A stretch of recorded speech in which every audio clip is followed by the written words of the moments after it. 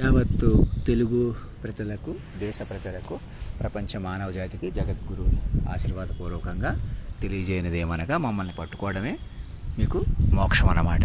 దేవుడిని దర్శించుకుంటే చాలు, ఒక పూజ చేస్తే చాలు, ఒక యజ్ఞం చేస్తే చాలు.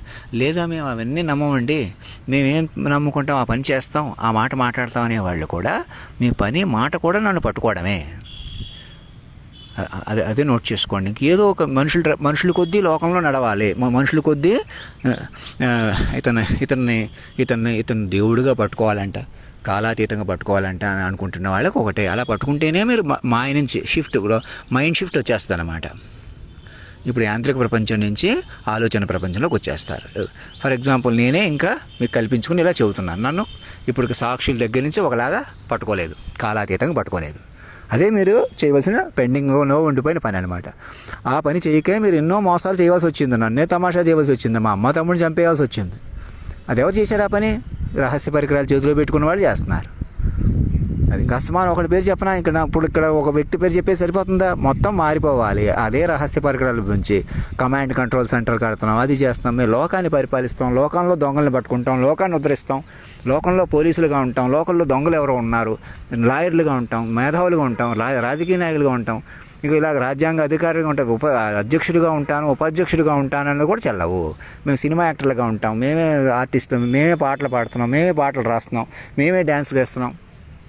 మా దగ్గర టాలెంట్ ఉంది, మాకే కోట్లు సంపాదించుకునే అవకాశం ఉంది కాబట్టి మేము ఆ పట్టు వదులుకోం. మా గ్లామర్ కొద్దీ, మా మొఖాలు కొద్దీ, మా మనుషుల కొద్దీ మా ప్రకారం నడుస్తుంది ప్రపంచం అనుకుంటున్న వాళ్ళు, మిమ్మల్ని ప్రోత్సహిస్తున్న వాళ్ళు అందరూ అప్రమత్తం అవ్వండి. రెప్పపాటు మీ చేతిలో లేదు. మరి ఎలా ఉంది? మాట ప్రకారం ఉంది. పైన అందం కానీ, డబ్బులు కానీ, బలం కానీ, ఇప్పుడు కూడా నేను దేహంగా ఇక్కడ ఉండిపోయానని మీరు చూడటమే దోషం, తప్పు, పాపం.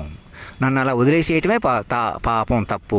నన్ను ఉపయోగించుకుని అనేకులను మోసం చేయటమే తప్పు, పాపం. మీరు మనిషిగా బతికేయటమే ఇంకా మీరు కరెక్ట్ అనుకుంటున్నారు, అదే పొరపాటు.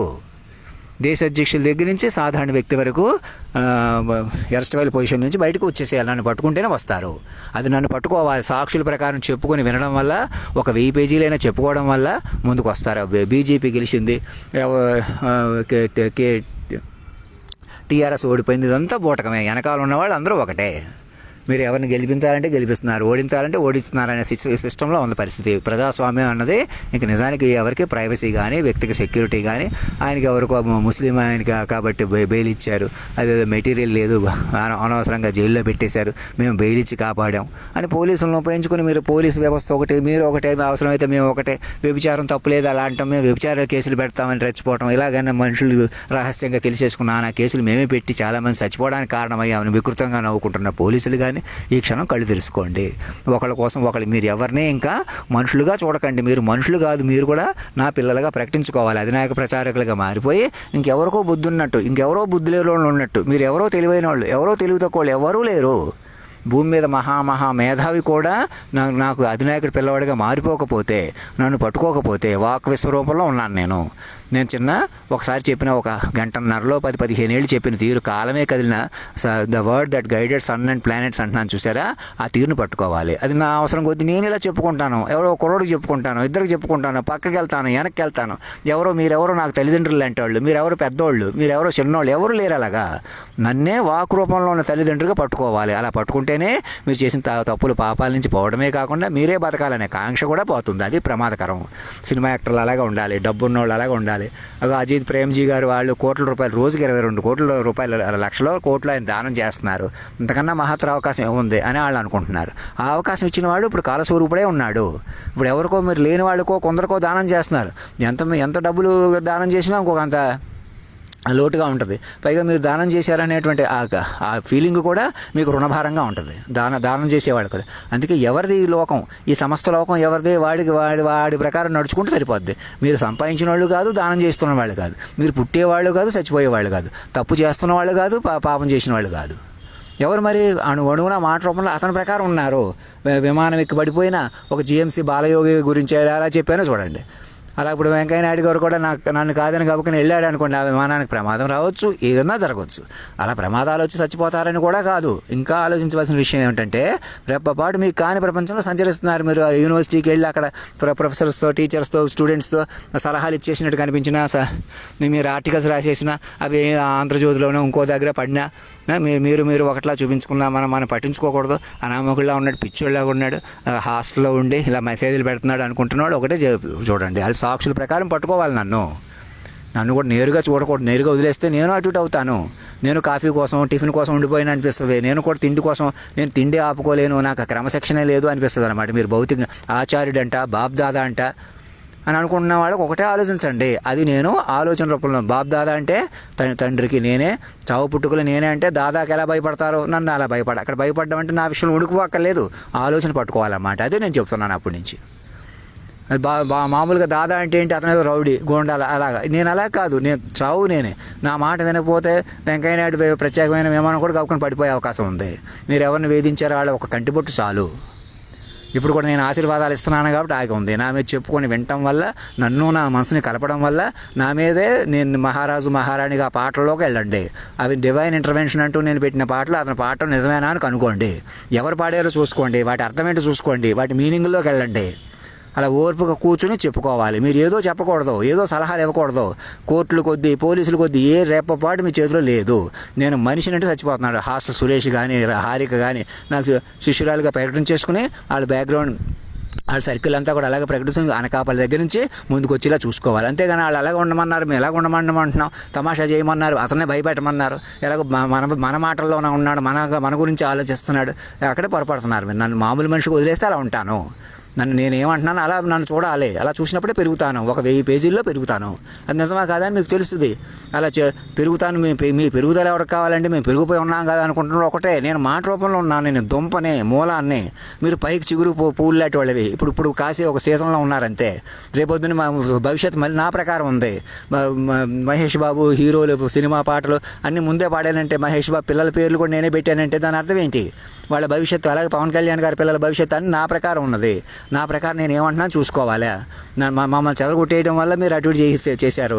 నేను భయపడిపోతున్నాను, నేను ఎక్కడికి వెళ్ళట్లేదు, నేను ఎలా, నాకు అలవాట్లు సరిగా లేవు అనుకోవడం కూడా నన్ను మనిషిగా చూడటం వల్ల, నన్ను మనిషిగా వదిలిపెట్టేయటమే, మనిషిగా నేను ఏదో చెబుతాను, ఇంకేదో చేస్తాను అనుకోవడమే మీరు పొరపాటు. ఏకకాలంలో చెబుతున్నాను. ఇక్కడ హాస్టల్ రామకృష్ణ దగ్గర నుంచి అక్కడ దేశ అధ్యక్షుడి వరకు మధ్యలో పెద్ద చిన్న అందరూ ఒకటే నన్ను పట్టుకోవాలి. ఈ క్షణం నన్ను పట్టుకోవాలంటే ఒక ఈమెయిల్ పంపితే సరిపోద్ది గవర్నర్ గారి ద్వారా. నేను ఎక్కడ ఉన్నట్టు ఉన్నాను, సరేనండి మిమ్మల్ని ప్రాథమికంగా వింటున్నాం అని ఒక ఈమెయిల్ పంపించండి. పంపించి మీరు అధినాయక భవన్ అక్కడ గెస్ట్ హౌస్లో కొలువు తీర్చమంటున్నారు కదా, అది ఎలాగో మేము ఇంకే వివరం చెప్పండి, మేము ఇలా అనుకుంటున్నామని చెప్తే మీరు అడిగిన దానికి చెప్తాను, నేను చెప్పేది వింటే సెట్ అవుతుంది. అందుకు వెంకయ్య నాయుడు గారు ఎక్కడో అక్కడ కూర్చోవాలా, ఏదో ఒకటి చేయకూడదు. ఇద్దరు ముఖ్యమంత్రులు, ఇక సిట్టింగ్ జడ్జెస్ అక్కడ ఆ కోర్టు నుంచి ఒక నలుగురు, ఈ కోర్టు నుంచి ఒక నలుగురు ఆహ్వానించుకుని చెప్పుకొని వినడం వల్ల మాత్రమే మనగలరు. మీరు ఏయో కేసులు పెట్టి తప్పులు లక్షల కోట్లు తీసుకుని వాదించి, మీరే మేధావుల్లో వాదించి కానీ, ఎలాగైనా తెలివి కొద్ది గెలిచిపోవాలి, మేము తెలివైన వాళ్ళని కానీ, బలమైన వాళ్ళు కానీ ఎవ్వరు లేరు భూమి మీద. వాక్ విశ్వరూపాన్ని పట్టుకోకుండా మీకు దిశ గమనం లేదు. రెప్పపాటు మృతం నుంచి బయటికి రారు. రెప్పపాటు మృతంలో ఉన్నారు ఎవరైనా సరే. మహా మేధావి స్వామీజీలు కానీ, గురువులు కానీ, పండితులు కానీ. స్వరూపానంద స్వామీజీ గారికి ఏ గుడికైనా వెళ్ళినా ఆలయ మర్యాదలు ప్రత్యేకంగా చేయనండి అని జగన్ గారు ఆర్డర్ ఇచ్చినట్టుగా ఏదో చెబుతున్నారు. ఆ మర్యాదలు ఆయన తీసుకున్నా తీసుకోకపోయినా ఒకటే. అక్కడే దేవుడు పలకడు, ఈయన అంతే, రొటీనే, హడావిడే. అదే నన్ను పట్టుకుంటే చెప్పుకుంటారు, వింటారు. ఎక్కడో వాళ్ళు అక్కడ కూర్చుని వాళ్ళ ఆశ్రమాల్లో ప్రజలకు తెలియజేస్తారు. మోసం చేయకుండా మీరు మృతం నుంచి బయటకు వచ్చి ప్రజల నుంచి కాపాడతారు. ఇప్పుడు ఎంత సంచరించినా మీరు మృతం అంటే ఏంటి? రెప్పపాటు మీద కాని ప్రపంచంలో తిరగటం. ఉదాహరణకు గాల్లో దీపాల్లో ఉన్నారు. ఇప్పుడు మీరు ఇద్దరు ముఖ్యమంత్రులు కానీ, అక్కడ మాధవరావుని గెలిపించినా, ఇంకోళ్ళని గెలిచినా, మీరే ఓడి నటించినా, ఇంకో తిరుపతిలో పనబాక లక్ష్మి గారిని ఎవరన్నా నిలబెట్టి, బీసీ కులస్తులు నిలబెట్టినట్టు, ఇంకోళ్ళని నిలబెట్టినట్టు అక్కడ మెజారిటీ ఆఫ్ ది పీపుల్ని తొక్కేసో ఏం చేశారో మీకే తెలుసు. ఏదైనా ఒకటే, ఒక్క మనిషిని హట్ చేసిన ఒక్క మనిషి ఈ క్షణం చచ్చిపోయిన వాళ్ళు తీసుకురాలేరు. ఉన్న వాళ్ళ, మా వాళ్ళ, మీ వాళ్ళ లెక్క వదిలేసేయండి. అందరూ నా పిల్లలుగా మారిపోతే మీకు ఆ వాతావరణం వస్తుంది. లేకపోతే ఎవరో ఒకరు తమాషా చేసినా పర్వాలేదు, తగ్గించేసినా పర్లేదు, మనం ఎలాగే బతికేద్దాం, బయటికి రాకూడదని మేము అలాంటి పనులు చేస్తామని పోలీసులు అనుకుంటుంటే అంతకన్నా మూర్ఖత్వం ఒకటి ఉందా? నా పిల్లలుగా మారిపోతే మీకు ధైర్యం వస్తుంది, అప్పుడు నిజమైన సాహసం వస్తుంది, నిజమైన రూపలావణ్యాలు చూస్తారు.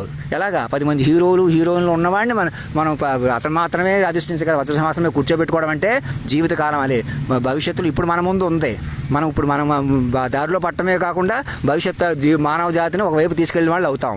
ఎప్పటి నుంచో యోగులు, తపస్సులు, మునులు కూడా సాధ్యపడిన విషయం అది. తపస్సు చేసినా రాదు అది. నేను మనిషిని కాదనుకుంటే మరి ఏమనుకోవాలి? మరి అదిగో మాట రూపంలో ఉన్నారు, మీరు సురక్షితంగా ఉన్నారు, ఏమి ఇబ్బంది పడక్కర్లేదు.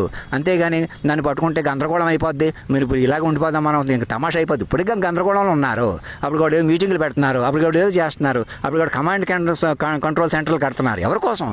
ఒక పక్కన నేరాలు ఘోరాలు జరుగుతూనే ఉన్నాయి. పోలీసులే ఎవరి గోవాలి వాళ్ళదే. ఇప్పుడే మీరు గందరగోళంలో ఉన్నారు. నన్ను పిచ్చోళ్ళు వదిలేస్తున్నారు, మీరు పెద్ద మనుషులు అనుకుంటున్నారు. మీరు మోసాలు చేసి మోసాల కొద్దీ నేను తగ్గిపోవట్లేదు, మనుషుల కొద్దీ తగ్గిపోవట్లేదు, తమాషా కొద్దీ తగ్గిపోవట్లేదు. అనకాపాల నుంచి వెనకబడిన వాళ్ళు మార్చకుండా మేము అందరూ మారిపోతామండి, మీరు చెప్పినట్టే శాశ్వతంగా బయటకు వచ్చేస్తామని సంకేతాలు ఇవ్వకుండా, గవర్నర్ నుంచి మెసేజ్ పంపించకుండా, ఈ పక్కన తొక్కేమన్నారు, వెనకాల తొక్కేమన్నారు, మాట్లాడు కూరుకోమన్నారు, లేదా చచ్చిపోతాడు అతనే, లేదా ఎక్కడికో వెళ్తే చూస్తారు, ఎవరో ఏదో చూస్తారని సామాన్యుడిని ఎలాగ అవమానించుకుంటూ, ఎప్పుడు చూసినా సామాన్యుడిని అవమానించుకోవటం, సామాన్యుడిని వీలైతే చంపేయటం, సామాన్యుని కోసం వాళ్ళ మనుషులు చంపేయటం, మనుషులను అవమానించేయటం, ఇంకా అక్కడే ఉన్నారు. మీరు బయటకు వచ్చేసేయండి. ఇంకా అలాగా మొత్తం మీద పట్టుకోగలరు. లేకపోతే మీరు ఒకరి కొద్ది ఇద్దరు కొద్ది అలాగే ఉంటాయి. ఇక మీరు మనుషులు అవమానించేయగలరు, వాళ్ళ జీవితాలు పాడు చేసేయగలరు, కానీ గౌరవించలేరా? తప్పుడు పెళ్ళిళ్ళు చేసేయగలరు, కానీ వాళ్ళని సంతోషంగా చూసుకోలేరా? అయిపోయి ఈ క్షణం ఎవరెవడో చంద్రశేఖరరావు, జగన్మోహన్ రెడ్డిని పైన కూర్చోబెట్టుకుంటే వాళ్ళు వెలిగిపోతే మీరు వెలిగిపోతారా? వాళ్ళు మృతమే, మీరు మృతదేహాలే అందరూ. తెల్ల చొక్కాలు వేసుకున్నప్పుడు కూడా దార్శనికుడిగా నిర్ణయాలు తీసేసుకుంటే మీ నిర్ణయాల వల్ల నడుస్తుందా? మొత్తం నడిపిన వాడి ప్రకారం నడుస్తుందా? ఏది అమల్లో ఉంది ఇప్పుడు? మీ పరిధిలో లేదని ఎందుకు చెప్తున్నాను నేను? సాక్షులు పిలిస్తే తెలుస్తుంది. ఆషామాషి కాదు అది. ఒక 1000 పేజీలు చెప్పుకోవాలి. అప్పుడు కూడా సమావేశం అయ్యారు, అప్పుడు కూడా నిర్ణయాలు తీసుకున్నారు. అదంతా బూటకం, మాయా. మీరు ఎవరి కంట్రోల్ లేదు అది. అప్పుడు కూడా మేధావులందరూ చిన్నజీవి స్వామీజీ గారితో కలిశారు, ఆయన కాలు మీద పడ్డారు, ఆయన ఆశీర్వదించారు. ఆయనకి బుద్ధి ఉండాలి, మీకు ఉండాలి. ఏమంటే ఆయన కాలాన్ని శాసించాడంటే రాముడు అంతటి వాడే, కృష్ణుడు అంతటి వాడే, అందులో సందేహం లేదని ఆయనే చెప్పాలి, మీరు భావించాలి. అప్పుడే దారిలో పడతారు అందరూ కలిసి. నన్ను పట్టుకోకూడదని ఎవరెవరిని వేధిస్తున్నారు? వాళ్ళ కాళ్ళ మీద పడి చేసి, మీ ఇంటి పేర్లు, కులం పేర్లు వాళ్ళ కాళ్ళ మీద పెట్టేసినంత పని చేసి కొత్త జీవితాలు ప్రారంభించండి. చంపేసిన వాళ్ళని, అటు చేసిన వాళ్ళు కూడా. అంతేగాని మేము వెలిగిపోవాలి, మేము ఇలాగ ఉండాలి, తమాషా చేయాలి, అవసరమైతే అతను మనిషిగా చూడండి, ఇంకా అలా కాదు. చాలా పాయింట్లు ఉన్నాయి, చాలా కారణాలు ఉన్నాయి, చాలా కారణాలు ఉన్నా మీరు మాట పట్టుకుంటే సెట్ అవుతాయి.